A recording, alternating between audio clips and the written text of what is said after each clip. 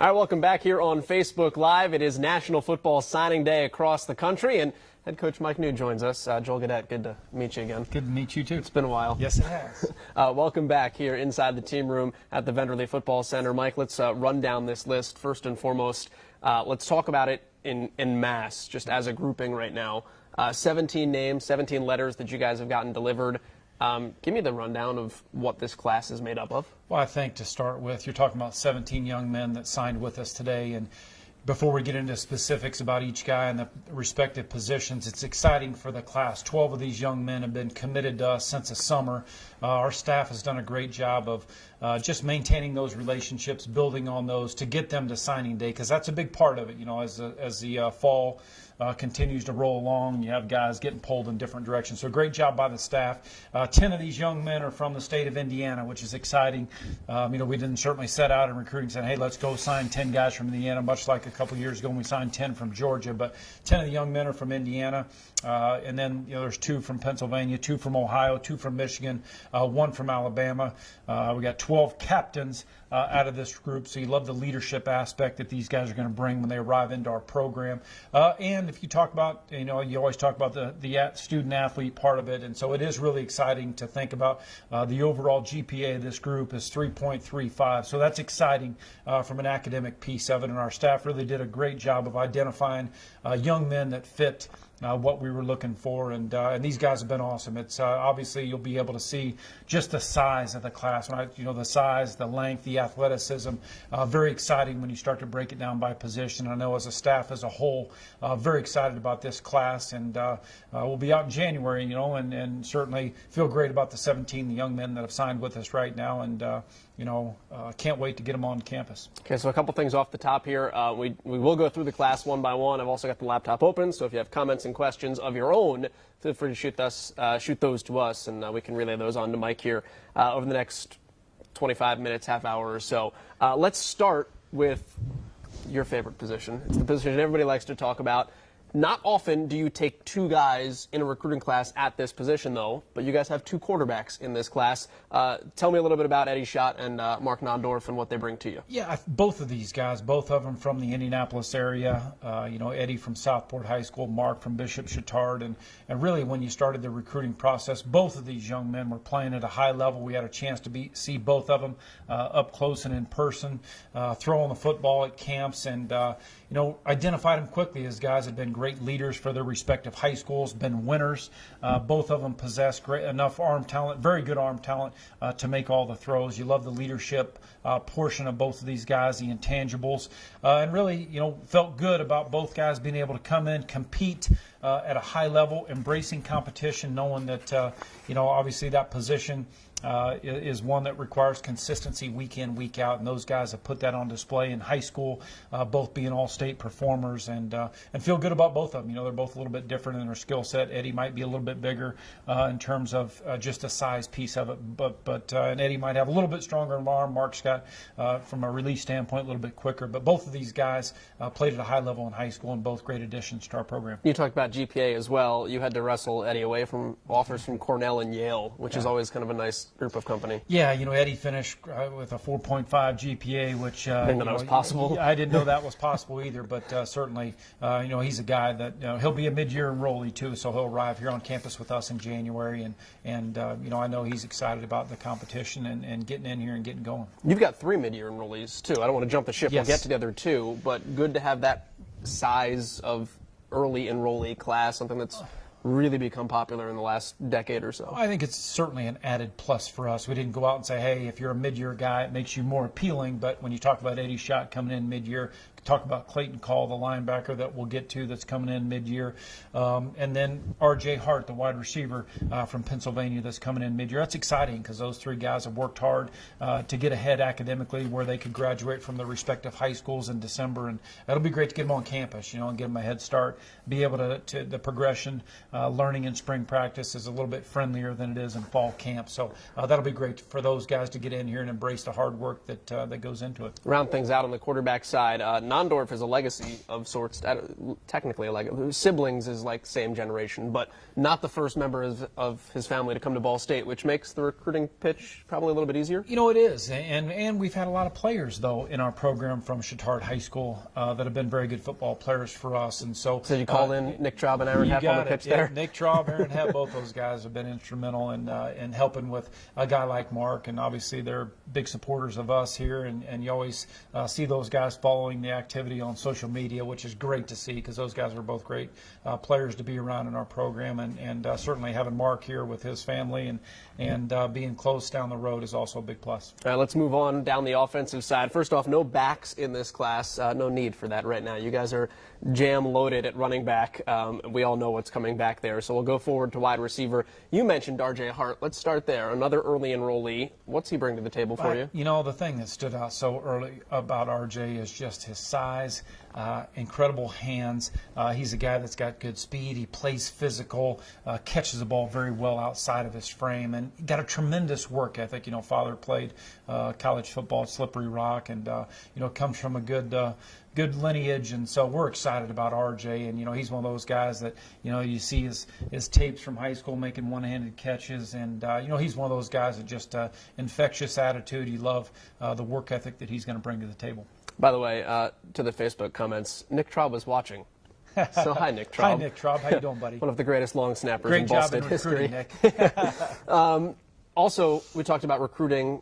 You talk about the Ivy League schools with Eddie Schott. Talk about service academies with R.J. Hart, too. He had an offer from Navy, an offer from Army. Talk about high-character guys, what they bring to the table. It's exactly what you get there. No question about it. And you could see that early on when we had a chance to visit with him in the summer when he visited campus, and just to interact with him, his family, and just to see what his makeup is, his character is, and not a surprise that he had those offers. And we had a lot of people that we were competing with in terms of getting RJ here to Muncie, and again, he'll be a mid-year guy that's going to enroll in January. Excited, he and Eddie Schott will be roommates here once January. Nice. And so it's smart by both those guys, receiver and a quarterback, to room together.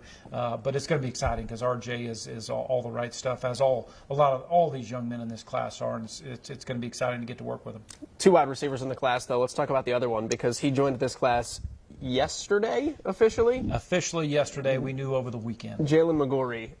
And both these guys are big, too. You've talked about getting longer, more athletic. Both these guys, 6'2", 6'3", better than 200 pounds. And you plucked Jalen off somebody else's ledger this weekend, which has to feel good coming down the home stretch to get a big-time addition.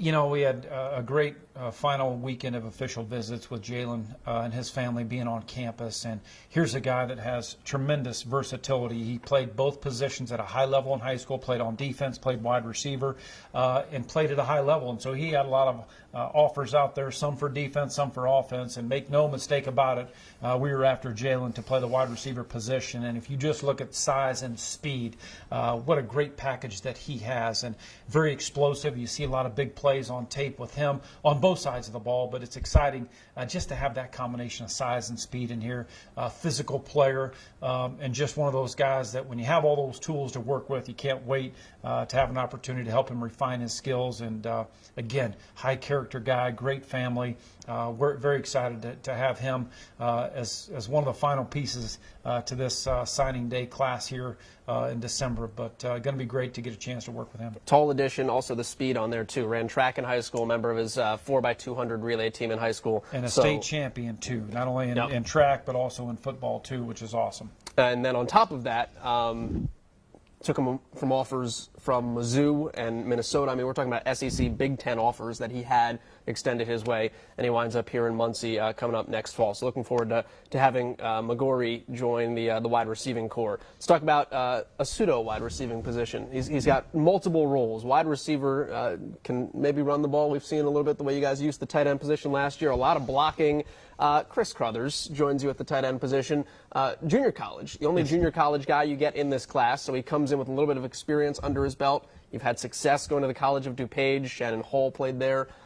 What stood out when you saw him on film, and what does he add as a more veteran guy. Yeah, Chris Crothers is also an Indiana guy. Went to high school at Penn in South Bend there, but he's a guy that we would look at as a complete tight end. You know, he did play with Shannon Hall at College of DuPage, but first opportunity to meet him, very mature guy. One of those guys that you know when he comes in here, he'll certainly be ready for the speed of the game. He understands that blocking goes into the equation. I might be a pass catcher, but very well-rounded tight end. That great get for us. Excited just to add to the depth at that position, knowing that when Chris steps foot on campus here, we expect him to be able to compete with those other guys at the position. And obviously, we love to use the tight end. Sometimes one, sometimes two. Occasionally we use 3 tight ends. So Chris Crothers is going to be a great addition to this class. We won't hold it against him either. He's got some interesting rivalries now in this family because he's got family members that played sports: Miami, Ohio, and the New York Yankees. And I grew up an Atlanta Braves fan in the late 90s, so I won't hold it against him, but that's a nice athletic background to have. It is, and the best part about it is that Chris is a Ball State Cardinal now. And so, yeah, great. So you win in the end. Great background, very competitive, and very athletic family. So, going to be great to get Chris here. All right, let's go on to the offensive line now. Let's talk exclusively blocking. And Caden Niekamp comes in, a guy that, I flipped the script here. Chris Crothers, very athletic family. Caden Niekamp has the athletic family with the Mid-American Conference connections. Yes. Ohio and Miami and the New York Yankees all thrown in there.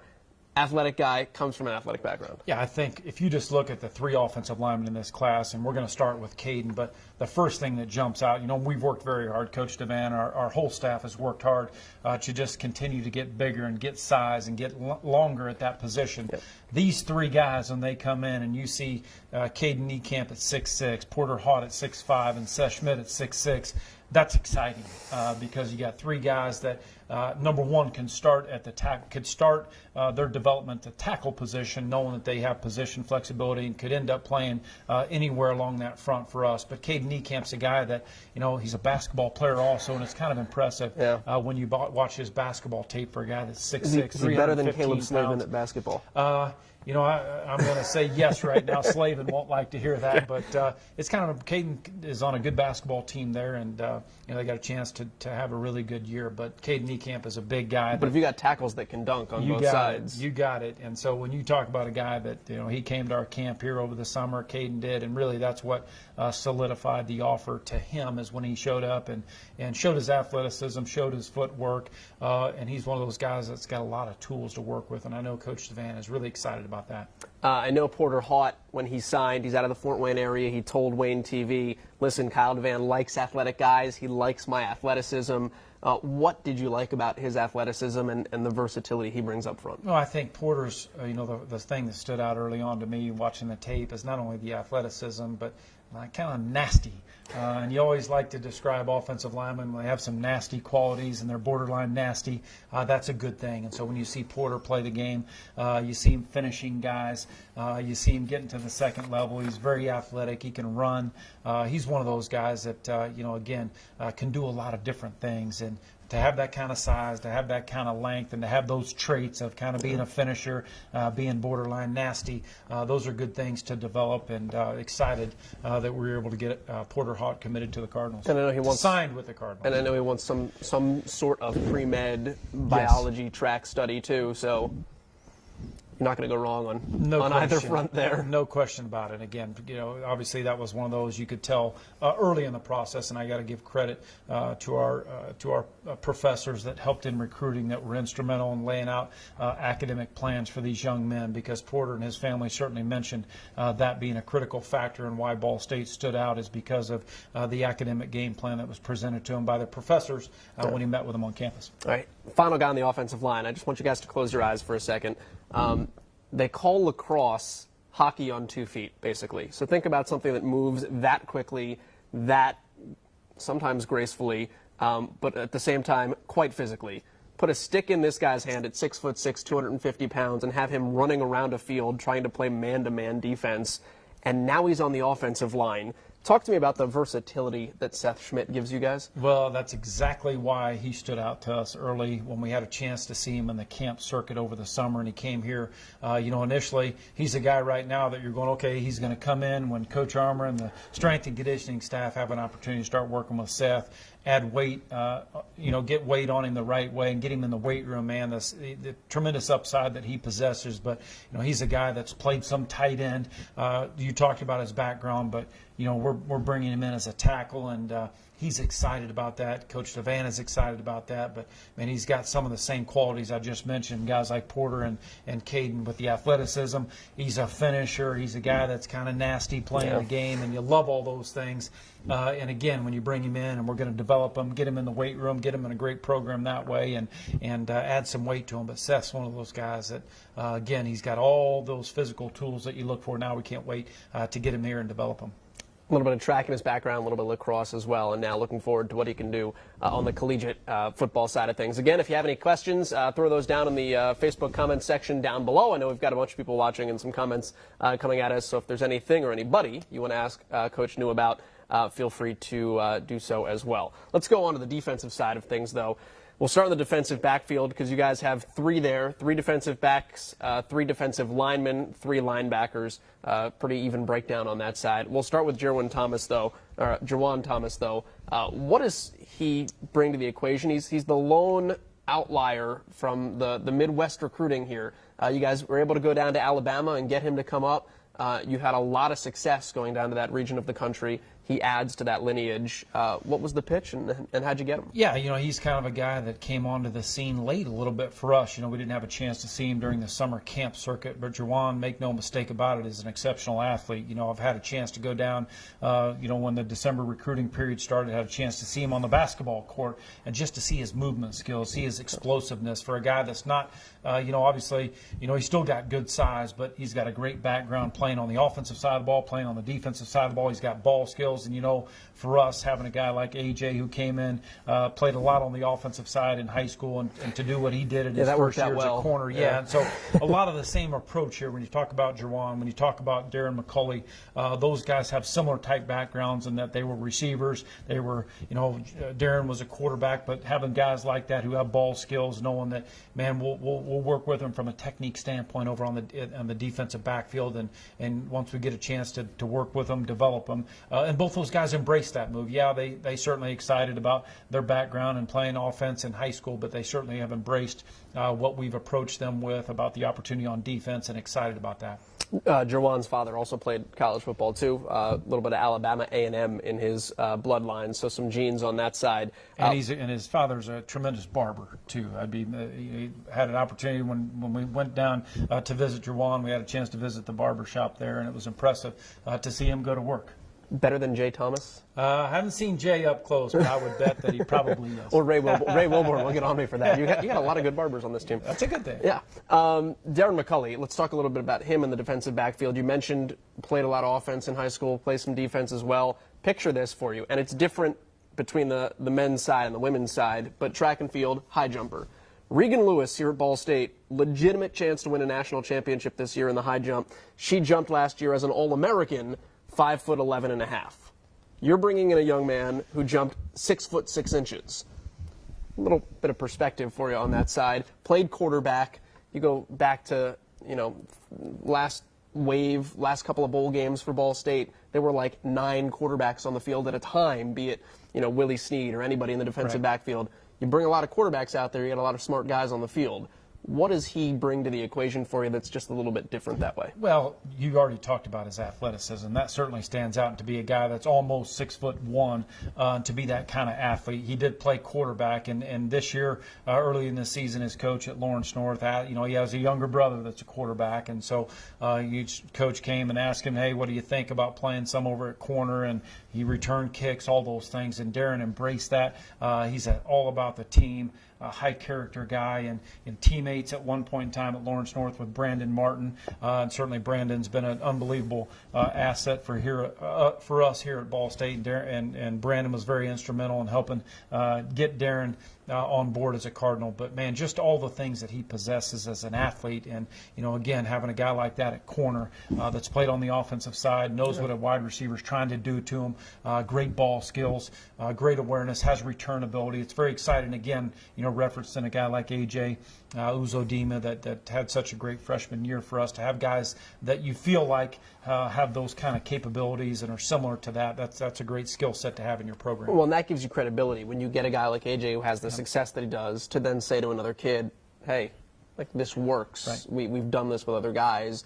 Here's the buy-in. And there's no question. And when you're able to get them on campus when they are here for their recruiting visit, and you're able to show them the tape, and you're able to say, hey, this is who I kind of see you being similar to, and you're able to show them guys like that, they certainly appreciate it, and they respect your vision for them. And I think that's what it was all about with Darren, is being able to show him through film and firsthand, show him what kind of vision you have for him, and the sky's the limit for him. To have a corner with that kind of size and those kind of ball skills those are hard to find. Let's talk about the final defensive back in this group, Nick Jones. It's always interesting to see who's recruiting guys, and when you see somebody with a lot of MAC offers and you win out, that makes you feel really good about it. Here's a guy getting recruited, had an offer from Western Michigan, an offer from Akron, an offer from Ball State, and he takes the latter. How happy are you to get him here from Michigan? Nick was, since day one, since we had an opportunity to be around Nick in the summer, and he committed to us in the summer, and so just continuing to build that relationship, because Nick, from day one, possessed the kind of size. That anytime you get a young man into your program in college, they're going to add weight, and so Nick's one of those guys that always possesses size, the length, the ball skills, coming from a good program, and high character guy, very good in the classroom, and so all those things checked off. And so when we offered Nick, and Nick committed to us in the summer, it was one of those we just had to do our best to keep everybody away from him, because we knew we had competition. But Nick was such a good get for us early on, and to be able, our coaching staff did a great job of just building that relationship and getting him to signing day, because Nick is a great young man, and excited that he joined our family. Outside linebacker, we'll start there. You have just one of those two inside linebackers. You go to West Lafayette, not that far away. Tell me about Tavian Woodard and what he's got some size. He looks like he can be a little bit of an athletic monster for you. Well, that's what you just said, just in terms of the athleticism and the size, and to be close to 6'5", and a guy that, again, here's a guy that, when you bring him into college, you're going to put weight on him, because if that's the only thing that is lacking with a guy like Tavion is the weight piece of it. We know that's going to improve once he gets here, once Coach Armour has an opportunity to start working with him. But here's another state champion, high-level guy, committed again during the summer, and golly, the sky is the limit. Tremendous upside here because of his just overall, physique, his size, his length, athleticism, and he's a guy that's not afraid to mix it up in the trenches, which is nice to see, because those are the things that when you see a guy with that kind of size and length, you never know quite sure. But he certainly showed that on tape week to week to week, and again, he was a guy committed to us since the summer. Our staff did a great job of just continuing to build on that relationship, and again, excited about just the upside here for a guy like Tavion. And the inside linebackers, alphabetically, are the first two guys in this recruiting class. So let's talk about Brendan Berger and Clayton Call a little bit. Start with Brendan, one of two guys from Roncalli that you have in this class. You go down to Indianapolis to get them. 6'4", talk about size again. 6'4", a little bit slight at 215, but you get him in with Ben Armour, you get a little bit of weight on that, and all of a sudden he's 6'4", 240, and yikes. Yeah, and again, here's a guy, you already talked about it, and I know it's a common theme here, but when you talk about the size of these guys, about Brandon Berger, about Clayton Call, when those guys come in, size-wise, they're physically, what you want them to look like. You're going to continue to work with them once they stop playing their other sports that they're playing and they get in the weight room. Man, we're just going to continue to develop them from a strength standpoint. They'll be changing their bodies, and so these are two guys, though, that when you come in from day one, and then a guy like Brandon Berger, we got him at inside linebacker, but he could really play outside linebacker, inside. He could play on the edge. He's one of those guys that allows you a lot of flexibility with him, but make no mistake about it, he's going to start at inside linebacker, and he's one of those guys, great program at Roncalli High School. He's also a good basketball player. And again, he's going to add some tremendous size to that group, and excited about that because it's already a deep group for us at inside linebacker, and these two guys are only going to add to that group. And, I'm sure his weightlifting education has been really good, but when he gets here, his technique will only go through the roof when he works with Coach Armour. His numbers in high school, he benches 250 pounds at 215 pounds. He squats 350, so that's going to go up. Here's the number that blows my mind, though, because if you remember a couple of years ago, we put this video up where Alex Joss cleaned 300 pounds as an offensive lineman, and the whole room went berserk because it was like the greatest thing ever. If you can clean 300 pounds in college, like, more power to you. He cleans 300 pounds in high school. That's impressive. You already talked about his explosiveness, and you can see that in his play. You can see that on the basketball court. And Brandon's one of those guys that he's already been introduced to how important the weight room aspect of it is in his high school program. That's only going to, and he's embraced that. And he knows that all these kids know that your development at the next level, you spend so much time with the strength and conditioning coach, that's where a significant portion of what we do here with all these kids is what makes the ultimate difference in whether they have the type of career in college that they desire. And all these guys are greatly going to benefit from our strength and conditioning program led by Coach Armour. Clayton Call, son of a coach, too. Yes. Clayton's that guy that, when here's a 220-pound middle linebacker already. He's going to be arriving here in January.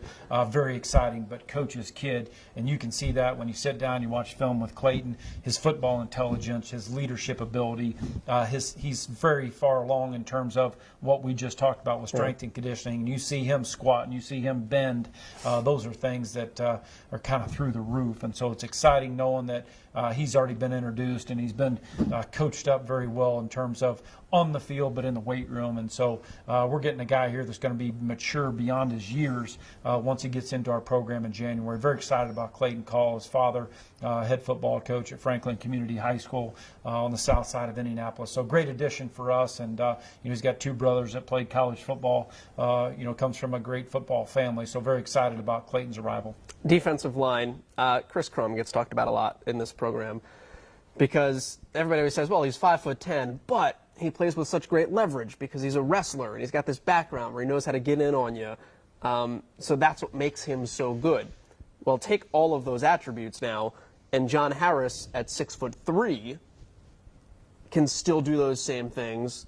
You start talking about a beast up front. Yeah, and you just touched on those things, and when you start to compare guys, right, wrong, or indifferent, but we're all guilty as coaches when you start to recruit players, you make a comparison. Hey, he reminds me of this guy, and so Chris Crum's the name that we have certainly used because of the similarities with backgrounds, being wrestlers that have performed at a high level in high school, and John has done that at Roncalli High School also, and so John's one of those guys that tough, nasty, great with his hands, and he's one of those guys that, again, when you say, we got one more year left here with a guy like Chris Crum, you got to have somebody that you feel good about that's going to be able to come in and eventually be a guy that can give you some of those same things that a guy like Chris does. And John's is exactly that. And so never would say he's going to be day one where Chris is at, because Chris has worked really hard in our program to get to where he's at, but a lot of the same qualities, and excited about John. Here's another guy that comes in like Emeka Jelani a year ago, 300 pounds. Tell me about Justin Ramsey coming in day one at 285 and what he can do as a plugger for you on that defensive line. Yeah, when you first watch Justin's tape and you see how quick he is off the ball and how explosive he is and his movement skills and always being in the opponent's backfield. And Justin, very smart football player. He's a guy that's played some at nose. He's played some, at the defensive end, defensive tackle position. So he's a guy that it excites you because of, very disruptive guy that even though he's right at 6 foot, but he's one of those guys that, man, he does a great job of using what his tools are to his advantage, and that's quickness, that's explosiveness, being really good with his hands. And so, because that's what it's all about when you're down in the trenches, you got to get off blocks, and Justin Ramsey does that. And you see him a lot of times on his tape in the opponent's backfield, which is a good thing. Finally, on the defensive line, to round things out, let's go to one of the most storied high school programs in all of American college or all of American high school football. Pittsburgh, Pennsylvania, Aliquippa. You guys sign a quip this year. Solvon Moreland comes in at 6'3", 305. This is stupid. He had 88 tackles for loss last year. For loss. What? You know, obviously, you just asked Coach McKenzie how excited he is right now to have a chance to work with Solvon and Justin and all three of these guys. But, you know, when you turn the tape on, and number one, great program, Aliquippa, they won the state championship this year. They played, they had a long season there, and to see him play week in, week out, being consistent, playing at a high level. But one of the first things that jumps out when you watch his tape is here's a guy that tips a pass, knocks it up in the air, picks it off, and takes it back about 40 yards for a touchdown. And so for a guy of that size and his athleticism, his movement skills, man, he's just scratching the surface. And so you love to have a guy that can possess those things. And here he is at well over 300 pounds, 305, 310, to get him into our program. And once we get him in the strength and conditioning program again with Coach Armour, man, tremendous upside here, but really excited about just the overall size and athleticism that this guy possesses, especially in the D-line. And, man, we got to get him bringing those 88 tackles for loss here to Muncie, and very excited about that. I believe that would be a record. That's unbelievable. It's one of those stats that you kind of scratch your head just like you did. Yeah. You kind of scratch your head out loud, but it's one of those that you go, man, is that right? Am I reading that correctly? But that's exactly who Solvon is, and, man, he's a guy with a contagious personality, always got a smile on his face, and great family. Had a lot of fun being around his family in the recruiting process. You get a chance to breathe now. Like, I know it's a never-ending cycle.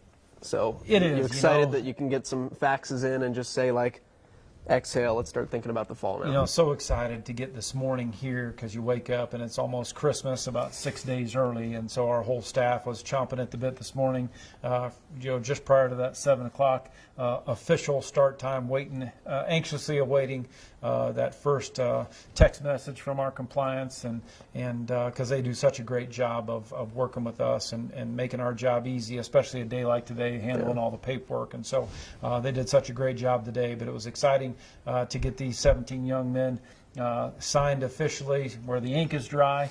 Now you can take a deep breath and go spend some time with your families and enjoy the holidays. How's that 2020 class coming?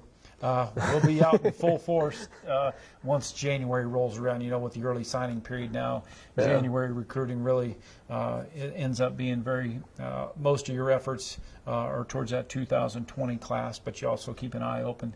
And you're always looking for that maybe guy that slipped through the cracks, or the somebody that certainly can still be an asset for your football program. And then I'll see you at the end of February because it's going to be spring ball. It will be, and I like the sounds of that, but right. Cannot get here fast enough. But again, I'm excited just about the off-season program for our guys once they get back from winter break, and to get cranked up and going on January 7th with those fun morning runs, those afternoon weight room sessions. That's really the period of time where your team, through all that hard work, that's where you win football games, is during January, February, and nobody's more prepared for that than Ben Armour and our strength staff.